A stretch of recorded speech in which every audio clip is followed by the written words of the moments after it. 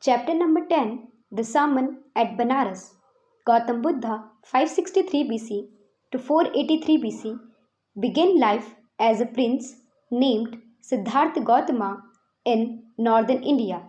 At 12, he was sent away for schooling in the Hindu sacred scriptures, and 4 years later he returned home to marry a princess. They had a son and lived for 10 years as befitted royalty. Gautam Buddha का जन्म 563 ईसा पूर्व में हुआ था। उसका जन्म एक शाही परिवार में हुआ था।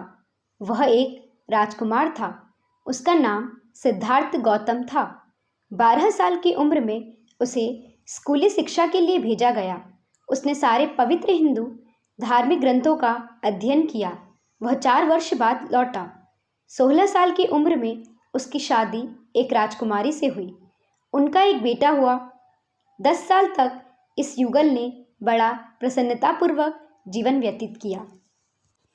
At about the age of 25, the prince, heretofore shielded from the suffering of the world, while out hunting chanced upon a sick man, then an aged man, then a funeral procession, and finally a monk begging for alms. These sights so moved him that he at once went out into the world to seek enlightenment concerning the sorrows he had witnessed. He wandered for 7 years and finally sat down under a peepal tree where he vowed to stay until enlightenment came. Siddharth को अब तक संसार के दुखों से दूर रखा गया था, मगर अब वह 25 साल का था तो सिद्धार्थ ने एक बीमार व्यक्ति को देखा, फिर एक बूढ़ा व्यक्ति देखा, फिर उसने एक शवयात्रा देखी। अंत में एक भिक्षु को देखा जो भीख मांग रहा था। यह उसका जीवन की वास्तविकताओं से पहला साक्षात्कार था। इन दृश्यों ने उसे उदास कर दिया कि उसने सांसारिक सुखों का त्याग देने का प्रण कर लिया। उसने अपने परिवार को छोड़ दिया और भिक्षु बन गया। वह संसार में आध्यात्मिक ज्ञान की खोज में निकल पड़ा।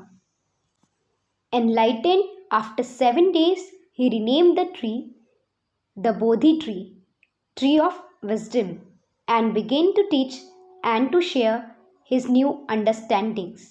At that point, he became known as the Buddha, the awakened or the enlightened. The Buddha preached his first sermon at the city of Banaras, most holy of the dipping places on the river Gangas. That sermon has been preserved and is given here. It reflects the Buddha's wisdom about one insecretable kind of suffering. Siddharth Gautam 7 साल तक ज्ञान और सच्चाई की खोज में भटकता रहा। अंत में वह मनन करने के लिए एक वट वृक्ष के नीचे बैठ गया। उसने प्रण किया कि वह वहाँ पर तब तक बैठा रहेगा जब तक उसे ज्ञान की प्राप्ति नहीं हो जाती। 7 दिन के बाद उसे आध्यात्मिक ज्ञान मिलता है। उसने उस वृक्ष का नाम बोधि वृक्ष रख दिया, अर्थात ज्ञान का वृक्ष। उसे लोग बुद्ध के नाम से जानने लगे, अर्थात ज्ञान वाला अथवा जागृत। उसने शिक्षा देना और ज्ञान और सच का संदेश फैलाना आरंभ कर दिया। बुद्ध ने अपना पहला उपदेश बनारस में दिया। यह गंगा के तट पर सबसे पवित्र स्थान है। उसका पहला उपदेश रहस्यमयी कष्ट अर्थात मृत्यु के बारे में उसके ध्यान को दर्शाना है। इसमें बुद्ध मृत्यु की सार्वभौमिकता के बारे में बताता है जो कि अटल और उससे जा सकता है। Kisa Gautami had an only son and he died. In her grief, she carried the dead child to all her neighbors, asking them for medicine, and the people said, "She has lost her senses. The boy is dead. At length, Kisagotmi met a man who replied to her request. I cannot give the medicine for the child, but I know a physician who can. And the girl said, pray tell me, sir, who is it? And the man replied, go to Sakyamuni the Buddha. किसा गौतमी नाम की एक स्त्री का एकमात्र बेटा था। एक दिन उसके बेटे की मृत्यु हो गई। वह चाहती थी कि उसका बेटा फिर से जीवित हो जाए। वह चाहती थी कि कोई ऐसी औषधि मिल जाए जो उसके बेटे को जीवित कर दे। लोगों ने उसे पागल कहा। आखिर उसे एक आदमी मिला। उसने उसे सलाह दी कि वह बुद्ध से मिले। किसा Gautami repaired to the Buddha and cried, Lord and Master, give me the medicine that will cure my boy. The Buddha answered, I want a handful of mustard seed.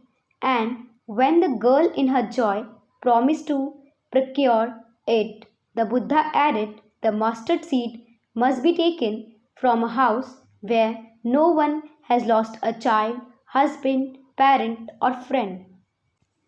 वह बुद्ध के पास गई और उससे प्रार्थना की कि वह उसे कोई औषधि दे दे ताकि उसका बेटा फिर से जी उठे। काफ़ी गहरे विचार के बाद बुद्ध ने उसे कहा कि वह एक मुट्ठी भर सरसों के बीज ले आए, मगर एक शर्त थी। उसे सरसों उस घर से लानी थी जहाँ कोई भी व्यक्ति नहीं मरा था।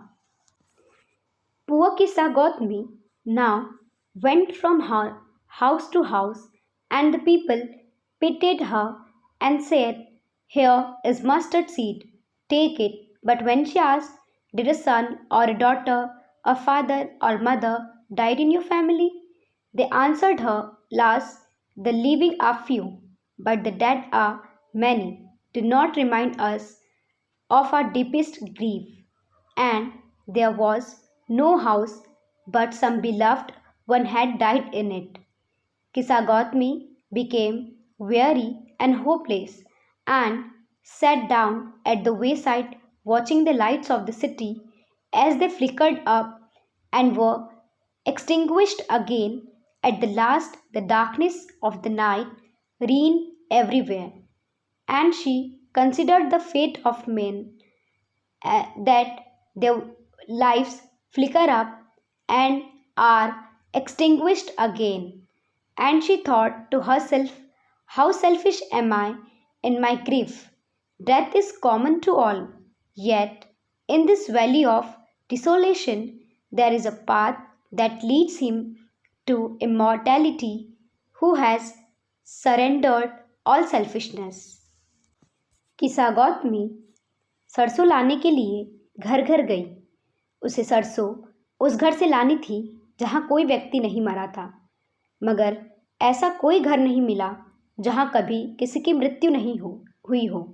शाम तक वह उदास हो गई और थक गई। उसने शहर की रोशनियाँ देखी।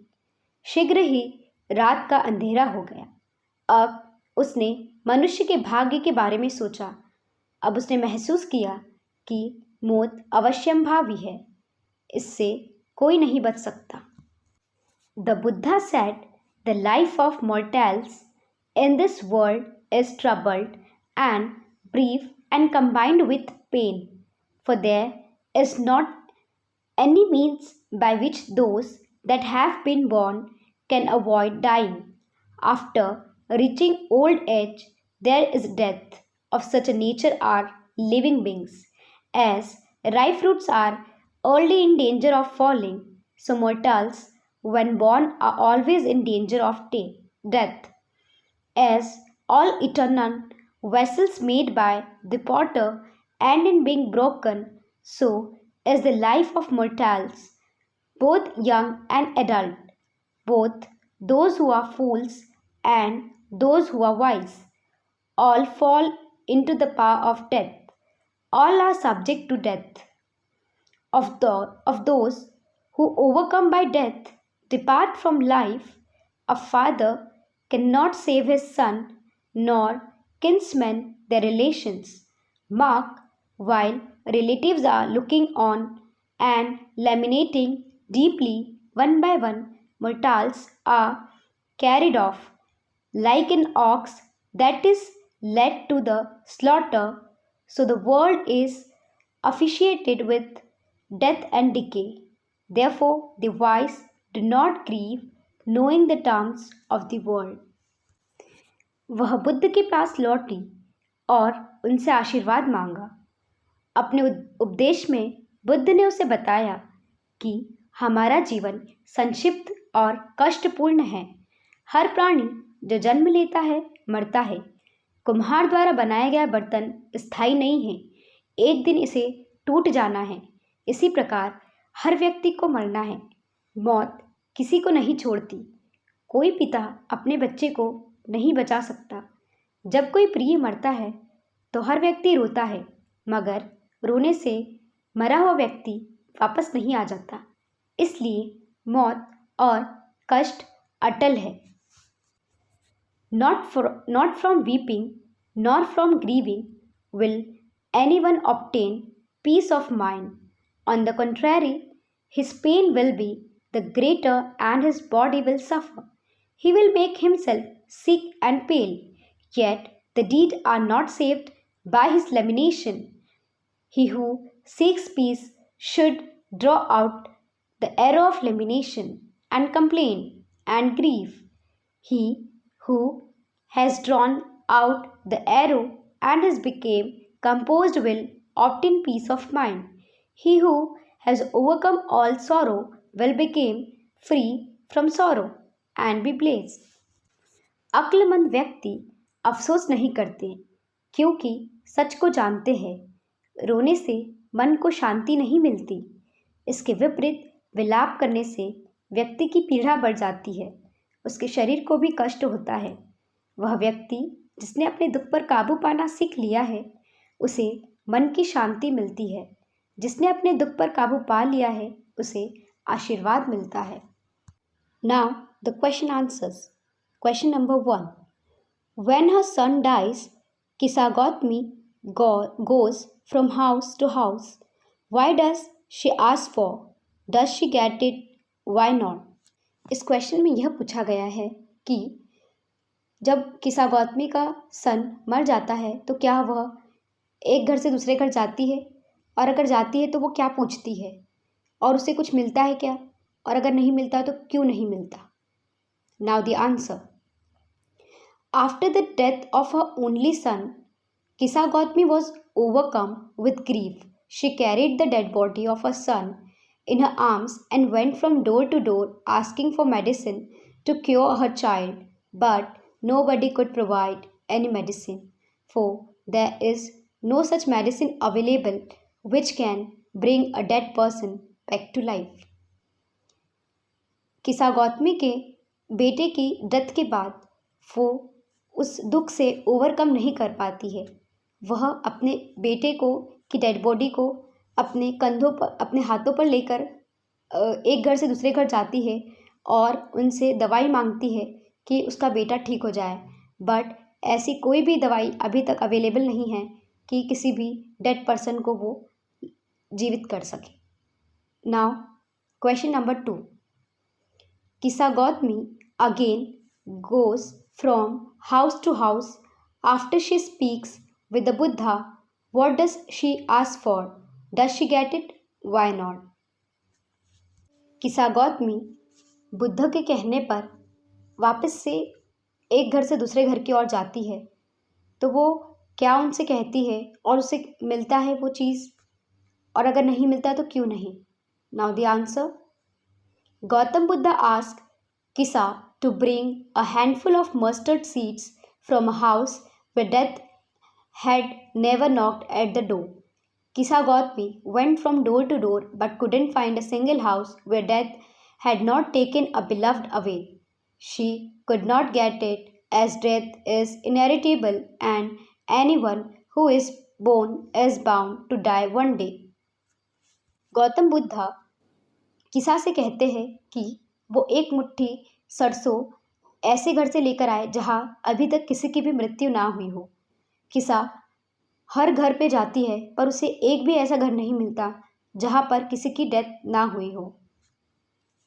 Now the question number 3, what does Kisa Gautami understand the second time that she failed to understand the first time? Was this what Buddha wanted her to understand? So इस क्वेश्चन का मतलब ये है कि किसा गौतमी को जब फर्स्ट टाइम उसकी जो फेलियर होती है जिसमें वो समझने में फेल हो जाती है, तो सेकेंड टाइम जब बुद्धा जो है उसे जो समझाना चाहते हैं, क्या वो समझ पाती है सेकेंड टाइम में? Now the answer, after failing to procure a handful of mustard seeds from a house where death had never knocked at the door, she sat down by the roadside feeling hopeless. She saw the lights of the city and flickered and were extinguished. At last, it was darkness everywhere. She realized that death was common to all and she was being selfish in her grief. Yes, this is what Buddha wanted her to understand, that everyone who is born has to die one day. So, जब उसे किसी भी घर से mustard seeds नहीं मिलते हैं तो वो उदास होकर रोड पर बैठ जाती है और वो देखती है कि शहर में लाइट छाई हुई है और फिर अचानक से अंधेरा हो जाता है। तो फिर यहाँ उसे रियलाइज़ होता है कि डेथ जो है वो सभी के लिए कॉमन है और वो बहुत ही सेल्फिश हो गई थी अपने दुख के कारण, अपने दुख में। यही बात थी जो बुद्धा उसे समझाना चाहते थे, जो उसे अब समझ में आई। Now the question number 4, why do you think Kisa Gotami understood this only the second time? In what way did Buddha change her understanding? इस क्वेश्चन में ये पूछा गया है कि किसा गौतमी को सेकेंड टाइम में ही क्यों समझ में आता है और बुद्धा ने उसे किस वे में समझाया कि उसकी जो अंडरस्टैंडिंग थी वो चेंज हो गई। Now the answer, earlier she could see only her grief when she went from door to door. The second time she understood that everyone was dealing with the loss of a beloved one. There was not a single house in the town where death had not taken a father, a mother, a sister, a brother, son, or a daughter. Everyone at some point or the other have experienced the death of their loved ones. Gautam Buddha helped her to understand all this as he told her to bring a handful of mustard seeds from a house where death had never knocked at the door. This way she got aware that death is common to all human beings. So इसमें पहले तो वो सिर्फ अपना दुख देख रही थी, पहले सिर्फ वो अपना वे देख रही थी, बट जैसे ही वो सेकेंड टाइम में जाती है तो उसे पता चलता है कि ऐसा एक सिंगल घर भी नहीं है जहाँ किसी ने डेथ को महसूस ना किया हो। सभी के घर में कोई ना कोई जो उनका लव्ड वंस था उनकी डेथ हुई है। तो गौतम बुद्धा जो है उसे उस मस्टर्ड सीड्स के द्वारा जो उनको दिए थे उसके द्वारा उसे एक्सप्लेन करते हैं और फिर वो समझ जाती है कि डेथ जो है वो सभी के लिए कॉमन है और ये हर किसी को एक ना एक दिन फेस करना होती है। Now the question number 5, how do you usually understand the idea of selfishness? Do you agree with Kisa Gotami that she was being selfish in her grief? तो इस क्वेश्चन में ये पूछा है कि आप यूजुअली कैसे सेल्फिशनेस को समझते हैं? क्या किसा गौतमी भी सेल्फिश थी उसके दुख में? तो आंसर है इसका, a selfish person is one who only thinks about himself और herself, and to some extent Kisa Gotami was being selfish because we are humans and it is natural for us to die. We do not easily accept the death of a loved ones. Same as happened with Kisa Gautami. As it was her only child, she did not want him to die. Finally, went to Buddha to ask for help. So, selfish person ऐसा आदमी होता है जो केवल और केवल अपने बारे में सोचता है। तो कुछ एक्सटेंट पर कुछ टाइम के लिए तो किसा गौतमी भी सेल्फिश हो गई थी, क्योंकि हम ह्यूमंस जो है वो डेथ को ईजिली हम स्वीकार नहीं कर पाते हैं। हम इजीली एक्सेप्ट नहीं कर पाते हैं। क्योंकि किसा गौतमी का सिर्फ इकलौता बेटा था, तो वो उसकी डेथ को एक्सेप्ट नहीं कर पा रही थी और उसके दुख में वो सेल्फिश हो गई थी। बट बुद्धा के समझाने पर उसे यह बात रियलाइज़ हो जाती है।